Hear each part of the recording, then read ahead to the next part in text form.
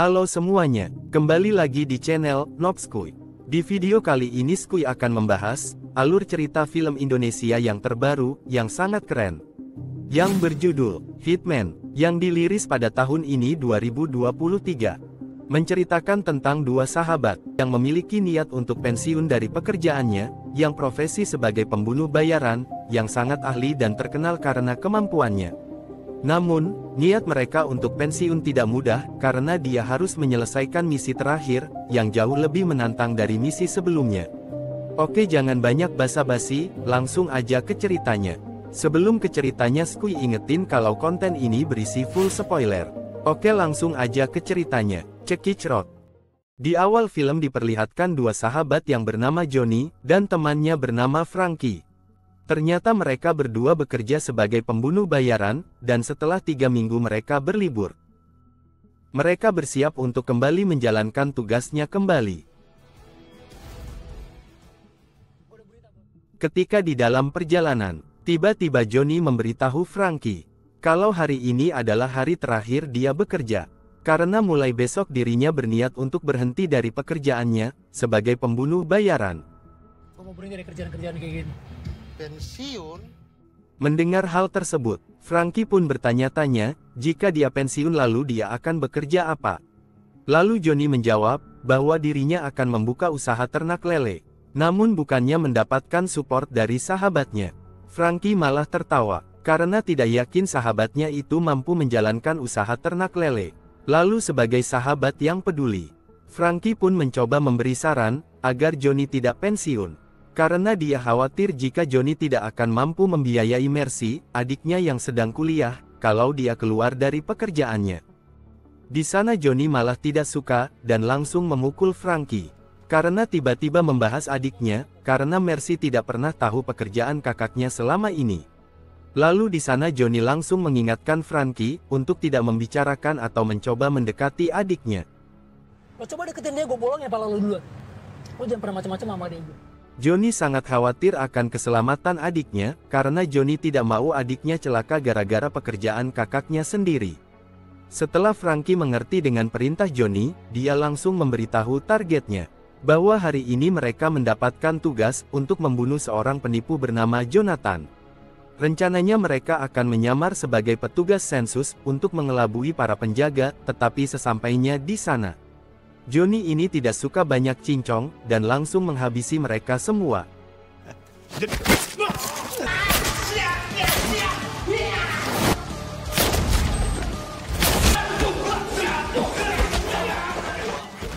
Selesai menghabisi seluruh penjaga di rumah itu, Johnny dan Frankie langsung menuju ke kamar utama, di mana di kamar itu ada seorang pria gendut, yang sedang tidur.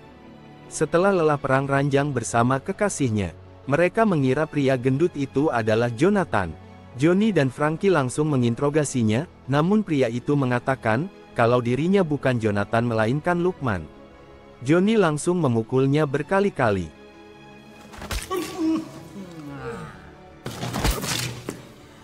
Namun karena Johnny mulai ragu, gara-gara foto di berkas dan muka pria gendut itu tidak mirip, Johnny pun naik ke lantai atas, untuk mencari foto Lukman saat masih muda. Ketika masuk ke kamar, ternyata Anita kekasihnya Lukman sudah bangun. Karena dari awal Anita sudah diborgol oleh Lukman, dia pun meminta tolong kepada Johnny, untuk mengambilkan kunci borgolnya di atas meja. Setelah Anita terbebas, Johnny pun melanjutkan pencariannya, sambil mengobrol basa-basi dengan Anita. Tidak disangka, tiba-tiba Anita diam-diam mengambil senjata di laci, untuk menyerang Johnny. Tetapi untunglah Johnny menyadarinya, dan langsung menembak Anita, agar wanita tersebut tidak bisa macam-macam.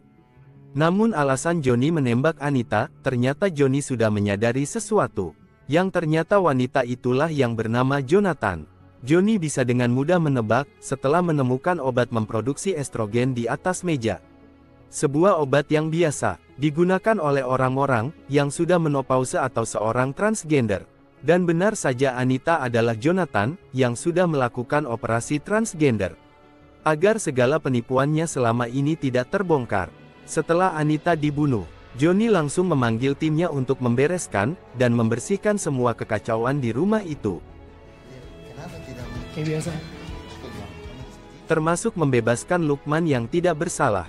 Tetapi Lukman yang merasa tidak terima, kekasih transgendernya dibunuh. Lukman dengan cepat mengambil senjata milik Franky, dan mengancam akan membunuhnya. Untunglah Johnny bertindak dengan cepat agar sahabatnya selamat. Dia langsung membunuh Lukman, walaupun tidak masuk dalam daftar targetnya. Setelah misi itu selesai, Johnny tiba-tiba mendapatkan telepon dari Mercy. Ternyata Mercy hanya ingin mengucapkan happy birthday. Karena di hari itu Johnny sedang berulang tahun. Happy birthday ya.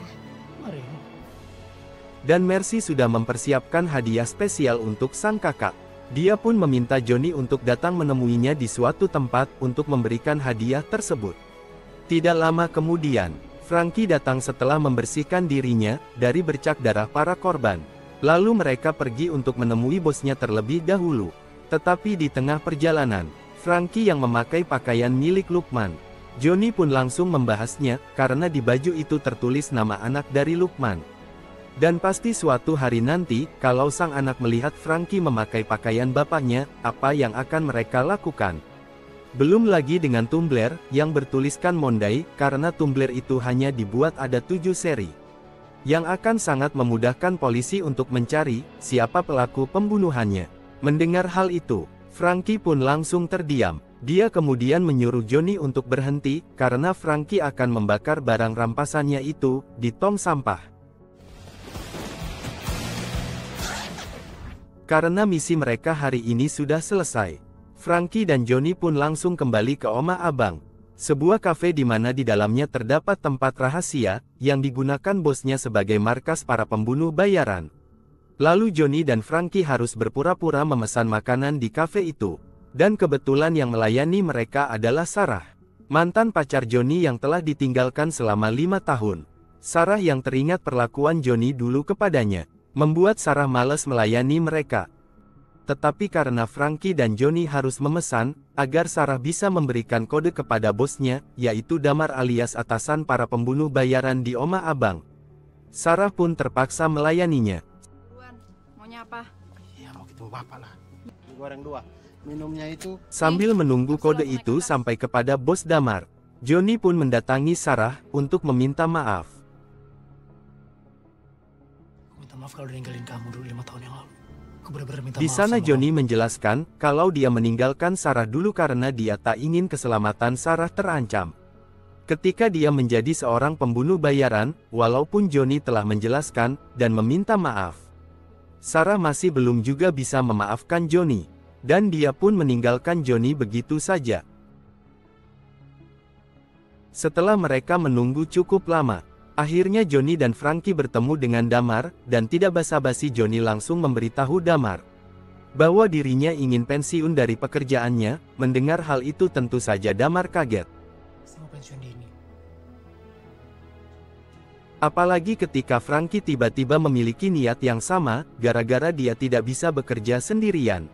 Awalnya Damar agak kecewa karena anak buah terbaiknya ingin pensiun, namun kini posisi mereka telah digantikan oleh Manuel. Karena Johnny dan Franky tidak dapat dihubungi selama beberapa minggu yang lalu.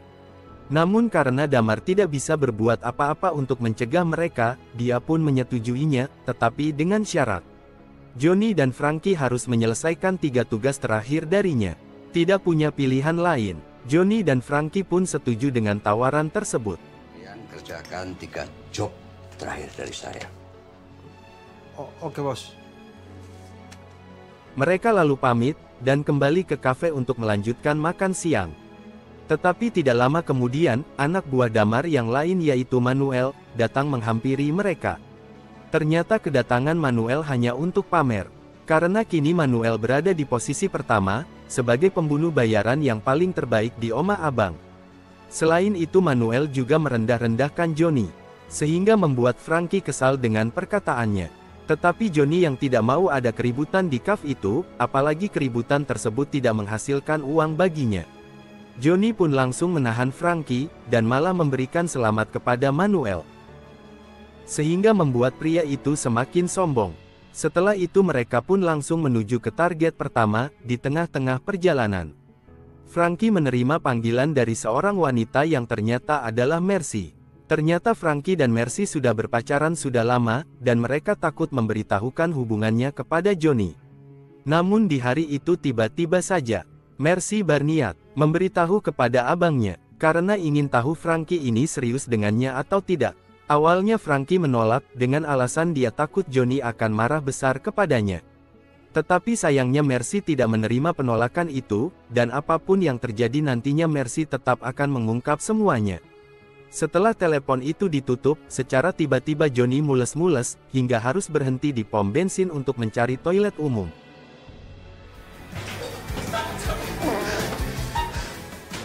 Di sini Johnny langsung mengira, kalau sakit perutnya itu pasti ulah dari Sarah, yang sudah menaruh sesuatu di makanannya waktu di cafe.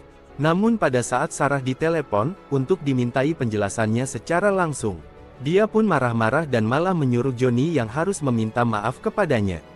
Kesal karena mulesnya tidak berhenti-berhenti, Johnny pun langsung memberitahu Frankie, bahwa semua ini ulahnya Sarah. Namun di sana bukannya menjelek-jelekkan Sarah. Johnny malah berkata, kalau dia masih mencintainya, karena wanita itu wanita tangguh dan pintar, yang tidak pernah Johnny temukan pada wanita lainnya. Salah satu ketangguhan Sarah, dia mampu membesarkan anaknya yang bernama Farrell sendirian. Ternyata bahwa dulu waktu Sarah ditinggal pergi oleh Johnny, ternyata Sarah hamil, dan anak yang katanya keguguran ternyata dilahirkan seorang diri oleh Sarah. Dan hal itu tidak pernah memberitahukan kepada Johnny sama sekali. Entah Farrell itu anak Johnny atau bukan, namun Johnny begitu sayang kepada Farrell, sampai-sampai dia selalu menyempatkan diri, untuk berkunjung ke sekolah Farrell, dan mengawasi Farrell dari kejauhan. Namun Johnny belum juga selesai, menceritakan semua tentang Sarah dan Farrell kepada Frankie. Tiba-tiba perutnya mules lagi, dan harus segera pergi ke toilet. Tidak lama kemudian Johnny yang ada di dalam toilet, tiba-tiba pintu toilet diketuk oleh seseorang, dan ternyata ketika dibuka itu adalah Farrell. Dia disuruh oleh gurunya untuk memberikan tisu, karena tisu toilet kehabisan. Farrell lalu memberikan gulungan tisu itu kepada Johnny.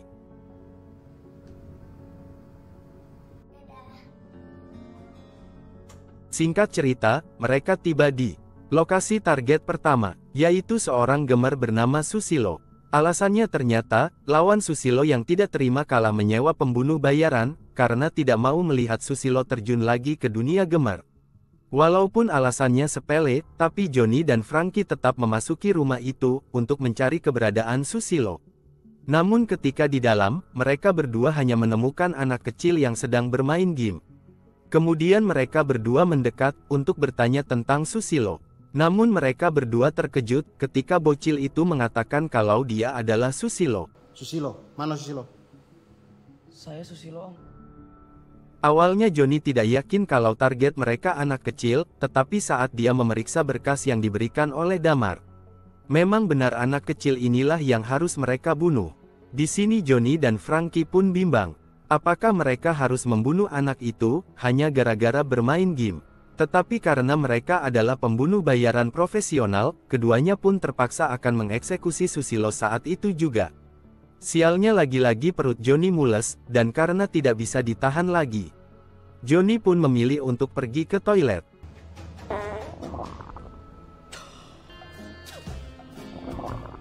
Sedangkan Frankie tidak akan melakukan apa-apa sampai Johnny kembali. Sambil menunggu Johnny, di sana Frankie dan Susilo pun terlibat percakapan, di mana Susilo memberitahu Frankie bahwa dirinya adalah sebatang kara, karena kedua orang tuanya sudah meninggal dunia karena sakit. Sedangkan kakak laki-lakinya mati ditembak pembunuh bayaran 7 tahun yang lalu, di depan masjid ketika kakaknya mau sholat. Frankie yang mengetahui bahwa kakaknya Susilo ini dibunuh di depan masjid. Frankie tiba-tiba mengaku bahwa dialah pembunuh bayarannya, yang sudah menembak kakaknya itu. Alasannya karena kakak Susilo adalah seorang teroris, dan harus dibunuh untuk menebus kesalahannya. Mendengar pernyataan itu, sontak Susilo tidak menyangka, bahwa pembunuh kakaknya ada di hadapannya. Dan dia bahkan langsung merebut senjata Frankie yang sempat ditaruh di meja, untuk balas dendam dan membunuh Frankie. Untungnya Johnny berhasil menenangkan Susilo. Dia berkata bahwa membunuh Frankie tidak akan merubah apapun. Hal itu malah akan membuat Susilo diburu oleh polisi, dan juga para pembunuh bayaran yang lainnya. Merasa ucapan Johnny ini sangat benar. Susilo yang takut masa depannya berantakan, dia pun memilih untuk tidak melakukannya. Kemudian untuk menebus kesalahan Franky, karena sudah membunuh kakaknya, alhasil Johnny pun memberikan penawaran. Di mana dirinya dan Franky akan memalsukan kematian Susilo, agar tidak diincar oleh pembunuh bayaran yang lain. Dan jika Susilo ingin selamat, maka dia harus pergi dari kota itu, untuk mengasingkan diri. Tempat aman, dari tempat yang sepi. Oke. Sebelum lanjut ke misi pembunuhan yang kedua, Johnny diajak Franky pergi ke klinik pengobatan alternatif langganannya, untuk menyembuhkan sakit perut Johnny. Setelah Johnny meminum obatnya, giliran Franky lah yang memilih untuk totok aura, agar tubuhnya segar kembali. Relax dulu tapi ya. Relax ya. Di saat Franky sedang ditotok aura, disinilah Johnny akhirnya tahu, kalau Franky memiliki hubungan dengan Mercy. Ketika secara tidak sengaja, Johnny melihat pesan yang dikirim oleh Mercy kepada Franky. Melihat pesan itu Johnny sangat marah kepada Franky. Karena Franky telah diam-diam menjalin hubungan dengan adiknya, hubungan yang bisa saja mengancam nyawa Mercy, karena pekerjaan mereka. Namun karena masih ada misi yang belum diselesaikan, Johnny pun memilih untuk menahan amarahnya dulu, dan akan mengajak Franky berbicara setelah pekerjaannya selesai. Johnny, saya begitu tidak. Target kedua mereka adalah Jenis, seorang pemimpin yayasan sosial, yang telah melakukan pencucian uang. Dalam misi ini Johnny dan Franky menyamar sebagai wartawan, agar bisa masuk dengan mudah. Ampli marah rusak. Di sana Johnny dan Franky langsung menanyakan uang-uang klien, yang telah disembunyikan oleh Jenis. Awalnya Jenis masih bisa berbicara dengan santai, tetapi saat Johnny dan Franky sudah menodongkan senjatanya masing-masing, Jenis pun berusaha menjelaskan kepada mereka, kalau uang-uang itu digunakannya untuk biaya operasional perusahaan, dan juga meyakinkan mereka, kalau dia tidak pernah menggunakan uang sumbangan itu, untuk hal yang tidak-tidak. Merasa situasi agak memanas, Jenis pun pamit untuk membuatkan minum. Tetapi karena galon yang baru diantar itu tidak langsung dipasang, Jenis pun berusaha mengangkatnya sendiri, sampai membuat airnya itu sedikit tumpah. Namun sialnya tumpahan air itu mengenai kabel yang ada di dekatnya. Alhasil kabel yang karetnya sudah terkelupas pun langsung menyengatkan listrik ke tubuh Jenis dan membuatnya tewas seketika. Itu roketin si Frank. Setelah memastikan target kedua sudah benar-benar mati, Johnny dan Franky pun melanjutkan ke lokasi yang terakhir. Namun sebelum itu Johnny yang tidak bisa lagi menahan kemarahannya. Dia pun membawa Franky ke suatu tempat untuk menginterogasinya, dan langsung menghajar Franky di tempat itu. Sambil terus memukuli Franky habis-habisan, Johnny pun meminta penjelasan kenapa bisa menjalin hubungan dengan adiknya. Padahal mereka sudah sepakat untuk tidak berhubungan dengan keluarga manapun, karena takut ada yang celaka, gara-gara pekerjaan mereka sebagai pembunuh bayaran. Gue yang dikasih tanggung jawab orang tua gue untuk menjaga adik gue. Jangan sampai keluarga kita yang tahu soal kerjaan kita. Singkat cerita, Johnny pun bertemu dengan adiknya yaitu Mercy. Di sana Mercy langsung menanyakan tentang keberadaan Franky. Lalu Johnny memberitahu adiknya itu, kalau dia sudah tahu semuanya tentang hubungannya, dan demi melindungi Mercy, Johnny sengaja membunuh Franky. Mendengar hal itu, Mercy pun menangis dan sangat marah kepada abangnya, karena sudah tega membunuh teman sekaligus pacar adiknya sendiri, walaupun alasannya untuk melindungi Mercy. Tapi Mercy tidak bisa menerima itu. Apalagi setelah semua pengorbanan yang sudah Franky berikan kepadanya, termasuk menghabiskan seluruh tabungannya, demi membuat peternakan lele yang diimpi-impikan oleh Johnny. Sambil menangis Mercy pun memperlihatkan sebuah papan, bertuliskan peternakan lele. Johnny yang mengetahui kalau hadiah ulang tahunnya, pemberian dari temannya sendiri. Tiba-tiba hati Johnny pun menjadi luluh. Dan dia juga kemudian memberikan kunci mobilnya, agar Mercy bisa membuka bagasi mobil itu, karena disitulah Johnny menyembunyikan Franky yang masih pingsan.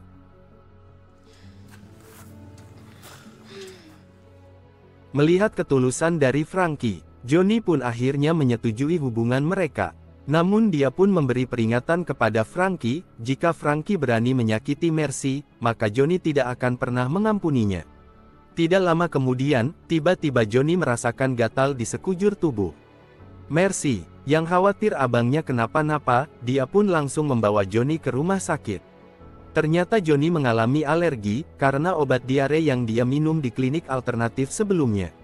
Setelah mendengarkan penjelasan dari dokter, Mercy pun pamit untuk mengambil obat abangnya. Sedangkan Frankie memberitahu Johnny, bahwa target ketiga mereka berada di rumah sakit yang sama. Dia adalah Bruno, orang yang sudah sering melakukan pencurian, pemerasan dan pembunuhan hingga pemerkosaan. Di sini Bruno telah ditangkap oleh polisi, dan dia dibawa ke rumah sakit untuk melakukan cek kesehatan.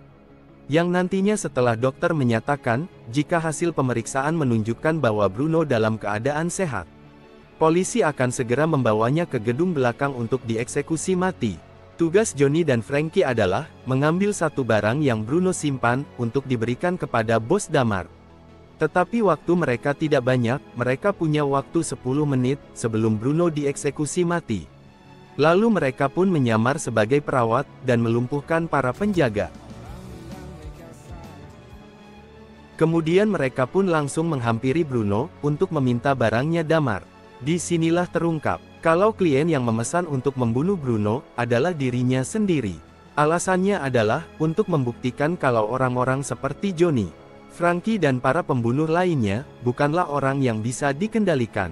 Mendengar hal itu Johnny pun tersinggung dan membatalkan niatnya untuk membunuh Bruno. Sistem lu gagal.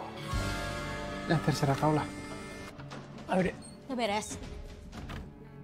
Setelah 3 misi sudah diselesaikan, Johnny, Frankie dan Mercy pergi ke Oma Abang. Tetapi karena hanya Johnny dan Frankie yang punya urusan, Johnny menyuruh adiknya itu untuk menunggunya saja di dalam mobil. Tunggu bentar ya, Dek. Abang gak lama kok. Sesampainya di dalam, Johnny berencana untuk bertemu dengan Sarah terlebih dahulu. Tetapi karena dia pulang lebih awal, Johnny pun meninggalkan Frankie di ruang tamu, karena akan menelpon Sarah. Berapa saat kemudian, salah seorang pramusaji menyuruh Frankie untuk menghadap bos. Ternyata alasan bos Damar hanya ingin menemui Frankie adalah, karena kini Damar sudah tahu, kalau Johnny dan Frankie sudah membohonginya. Yang katanya mereka sudah membunuh 3 target, tetapi nyatanya masih ada satu, yaitu Susilo yang dibiarkan hidup.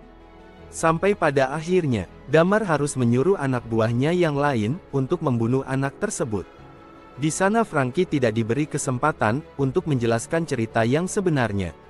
Lalu bos Damar mengatakan, jika dia ingin memberikan kesempatan hidup kepada Frankie, tetapi dengan satu syarat.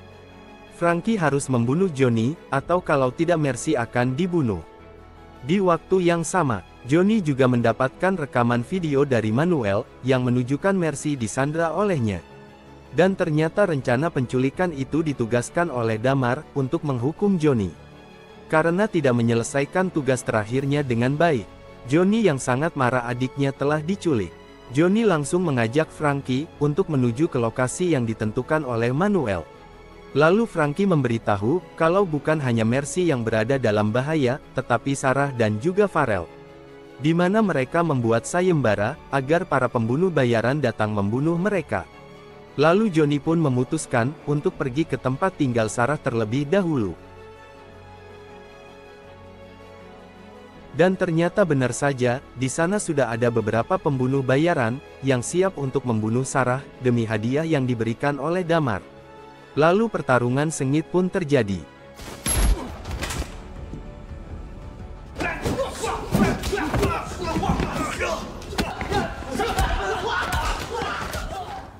Beruntungnya Johnny dan Frankie mampu bekerja sama dengan baik.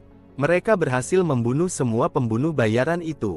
Lalu Johnny langsung masuk untuk memastikan keadaan Sarah dan Farel. Setelah memastikan keadaan Sarah dan Farel aman, Johnny membawa mereka keluar, untuk mencari tempat persembunyian yang lebih aman. Tetapi tiba-tiba Manuel menelpon, dan menyuruh Johnny membunuh Frankie, kalau ingin adiknya selamat. Mengetahui hal itu Johnny pun sadar, kalau dirinya dan Frankie sedang diadu domba. Lalu setelah telepon itu ditutup, Frankie sudah berada di belakang Johnny, sambil menodongkan senjatanya. Lakuin apa yang harus lo lakuin. Tapi saya lebih sayang Mercy. Singkat cerita, Frankie pun membawa mayat Johnny kepada Damar dan Manuel. Di sini semua orang percaya kalau Johnny benar-benar sudah mati. Namun tiba-tiba Johnny masih hidup, dan langsung menyerang Manuel.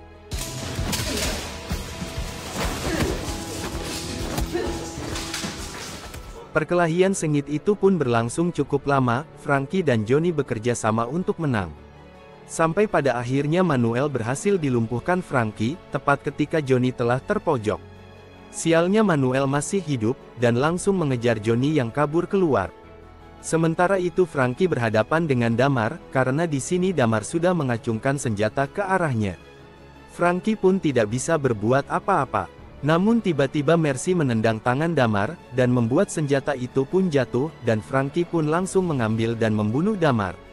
Setelah berhasil membunuh Damar, Mercy berlari keluar untuk menemui Johnny. Tetapi baru saja adik dan abang itu bertemu, tiba-tiba Manuel menembak Johnny dari belakang, dan membuatnya sekarat. Tidak terima abangnya ditembak, Mercy pun mengambil senjata milik Johnny, dan dia langsung menembak Manuel berkali-kali sambil menangis, hingga tewas mengenaskan. Dari kejadian itu Johnny pun meninggal dunia, dan sebelum dia pergi, Johnny sempat menitipkan pesan, untuk disampaikan kepada Sarah. Di mana sebenarnya, selama ini Johnny tidak sepenuhnya meninggalkan Sarah. Selain itu Johnny juga selalu mengawasi Farel, dan menanggung semua uang pendidikan Farel, bahkan sampai membayar kontrakannya Sarah.